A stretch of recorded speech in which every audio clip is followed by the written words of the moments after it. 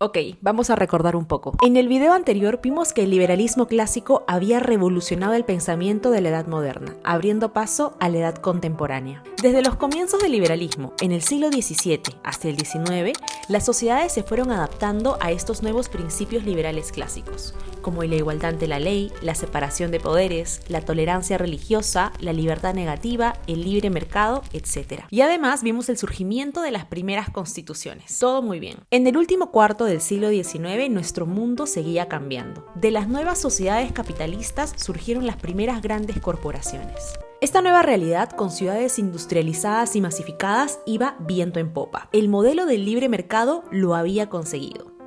Hasta que acabó el siglo. El nuevo centenario trajo consigo un periodo de declive económico, enormes niveles de pobreza y desempleo.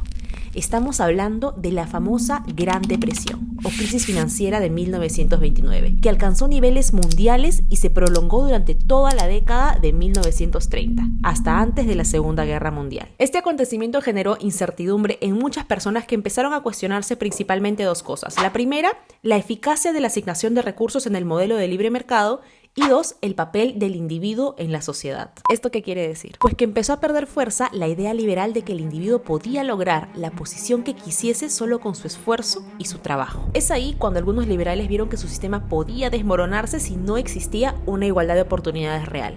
Y de esa rama de liberales nacerá el liberalismo social, donde se sitúan los autores de la tercera generación que vimos en el video pasado. ¿Y en qué se diferencia el liberalismo social del liberalismo clásico? Principalmente en el concepto de libertad. Recordemos que el liberalismo clásico defendía la libertad como no interferencia, o libertad negativa, en la que el Estado apenas intervenía. Pero contra esta perspectiva surgirá otra completamente distinta, la libertad positiva. Esta distinción fue articulada por el politólogo Isaiah Berlin. Mientras que la negativa proponía una libertad sin interferencias o restricciones externas sobre tus acciones, la positiva proponía una libertad para actuar según tu voluntad y desarrollarte sin que tus decisiones dependan de fuerzas ajenas, sean del tipo que sean. Los defensores de la libertad positiva argumentaban que la negativa, hasta entonces predominante, no garantizaba una igualdad de oportunidades real y que sin ello no habría libertad plena. O sea, que ya no bastaba con la poca intervención del Estado, era necesario que intervenga un poco más. Y eso, en español, significa pagar más impuestos. Para defender más intervención del Estado, los liberales sociales argumentaron que había circunstancias que escapaban del control del individuo, como por ejemplo una enfermedad. En ese sentido, que el Estado ayudase a los enfermos no implicaba un riesgo moral. ¿Cómo que riesgo moral? O sea, riesgo moral en términos liberales. Por ejemplo, un argumento en contra de dar subsidio a los desempleados puede ser que se incentiva a la pereza y no a la búsqueda de empleo. Bueno, en el caso de las enfermedades no pasaba eso, porque para los liberales sociales era una circunstancia que no dependía de uno mismo, entonces no había riesgo moral. Este argumento hizo tambalear la postura liberal clásica que sostenía que el fracaso del individuo era consecuencia solamente de su falta de esfuerzo. Un tercer argumento que los liberales sociales utilizaron para poder defender mayor intervención del Estado a través de impuestos era que toda actividad humana era cooperativa hasta cierto punto. En otras palabras, mientras que para los liberales clásicos el individuo se forjaba a sí mismo y era el único responsable de su éxito, para los liberales sociales siempre existía un componente social en el logro de ese éxito. Un ejemplo, tus clientes pagan por tus productos porque el Estado garantiza mediante la ley y el orden que no sean robados. Así también, tus clientes podrán llegar a tu negocio por medio de las carreteras construidas por el Estado, y es probable que el conocimiento que utilizaste para emprender provenga de la educación pública. En el Reino Unido, algunas figuras que abogaban por esta postura incluían al periodista Leonard Hobhouse, al economista John Hobson, al filósofo Thomas Hill Green, así como a Herbert Asquith y David Lloyd George en la política. Sin embargo, los más influyentes fueron sin duda el tecnócrata John Keynes y Lord William Beveridge por ser los arquitectos de la política económica del estado del bienestar y su estructura institucional. Ahora, no es casualidad que los primeros liberales sociales provinieran de Estados Unidos, Francia o el Reino Unido, porque estas naciones ya habían experimentado revoluciones liberales en el pasado, lo que llevó a que sus sistemas se ajustaran parcialmente a estas ideas. Su conocimiento previo sobre el liberalismo, como forma de organizar el poder, hizo que estuvieran más dispuestos a la posibilidad de que el Estado interviniera un poco más en ciertos aspectos para poder enfrentar la crisis del 29. Y así, el liberalismo social comenzó a ganar terreno tanto en el ámbito de las ideas como en las políticas públicas, con programas que incluían el control de la natalidad, la asistencia a los pobres, salud pública, educación, etc. En resumen, el Estado comenzó a asumir un rol más amplio. Como respuesta a la Gran Depresión, John Keynes escribió este libro en 1936, donde defendía mayor intervención del Estado en ciertas áreas para estimular el consumo y beneficiar diversos sectores de la economía. Con esto, lo que buscaban los liberales sociales era reformular algunas ideas clásicas para mantener el liberalismo político frente a la crisis. Lo que aleja a estos autores de cualquier otra línea ideológica es que en su núcleo de pensamiento seguía primando la protección del individuo y su libertad. Libertad que entendían en términos de libertad positiva. Es importante aclarar también que cuando hablamos de libertad positiva y libertad negativa, esto no implica que una sea buena y la otra mala. Son solo maneras distintas de entender un mismo concepto. Pero eso lo desarrollaremos mejor en otro video. Bueno, con el tiempo aparecen nuevos autores, como por ejemplo John Rawls. Y así, poco a poco, el liberalismo social se estableció en Estados Unidos con el New Deal y en varias partes de Europa después de la Segunda Guerra Mundial.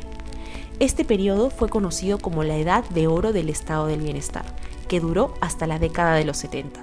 Pero ahí no acaba todo. Del liberalismo clásico no solo se desprendió el liberalismo social. En otras partes del mundo, como Italia, Alemania o Austria, la cosa se había desarrollado de otra manera. En estos lugares no habían experimentado previamente el liberalismo en sus sistemas políticos, como sí ocurrió en Estados Unidos, Francia y el Reino Unido. Todo lo contrario. Ellos habían experimentado estados autoritarios. Por eso la simple idea de una mayor intervención estatal la miraban con cierto rechazo, ya que la asociaban al autoritarismo que habían vivido y no a una mayor libertad para el individuo. En reacción a ello, reformularon las ideas liberales clásicas, dando lugar al liberalismo neoclásico, que se ancló en la estricta desconfianza a la intervención estatal. Esta postura podemos encontrarla en este libro de Ludwig von Mises.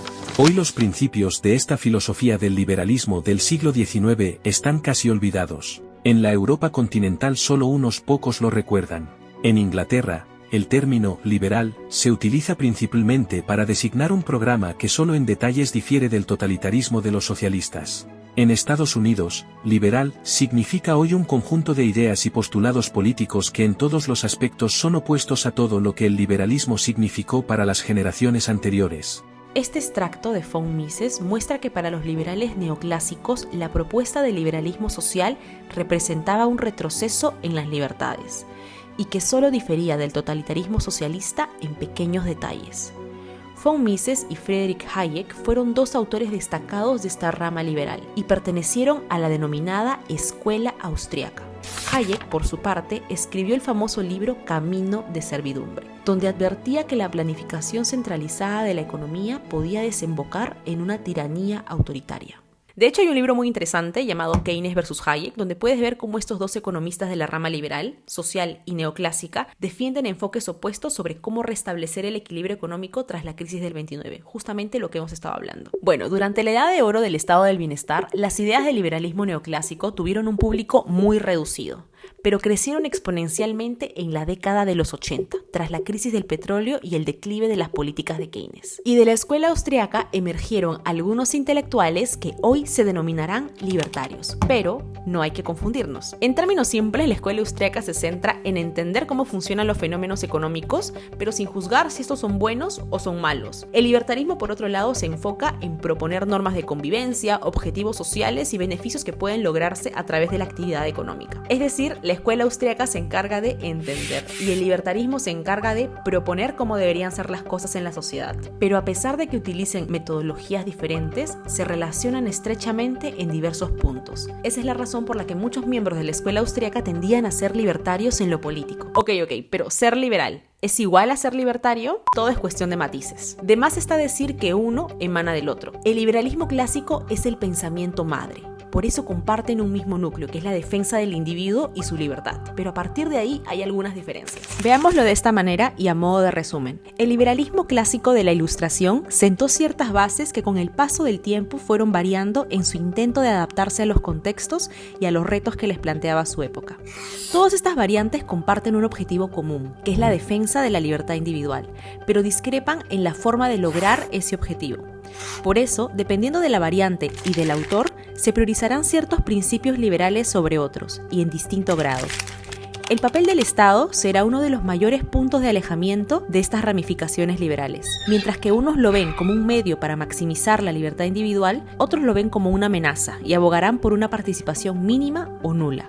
Eso dependerá en mayor o menor medida de cada autor. Y a partir de ahí, el panorama empieza a difuminarse un poco. De este lado tenemos a autores como Murray Rothbard, Robert Nozick, Ayn Rand, entre otros. Si bien estos autores son conocidos dentro del mundo libertario, algunos no se identificaban como tal. Por eso que no te sorprende encontrarte con términos como minarquismo, objetivismo, anarcocapitalismo, etc. Por cierto, ¿te gustaría un video sobre la historia del anarquismo? Házmelo saber en los comentarios. Pero bueno, ambas ramas del liberalismo han dejado bagajes hasta nuestros días. Y lo importante de todo esto es entender cómo el pensamiento humano se va transformando y diseña propuestas que pretenden solucionar diferentes realidades. Recuerda además que las ideologías no son pensamientos estancos, que dos autores, por formar parte de una misma rama ideológica, igual pueden discrepar en ciertos puntos, pero sin perder de vista el núcleo de sus ideas. Y bueno, muchas gracias si llegaste hasta aquí. Te leo en comentarios y dame ideas para próximos videos. Te dejo también mis redes sociales en la cajita de descripción y en las pantallas finales. Y bueno, nada, nos vemos la próxima. Chao, chao.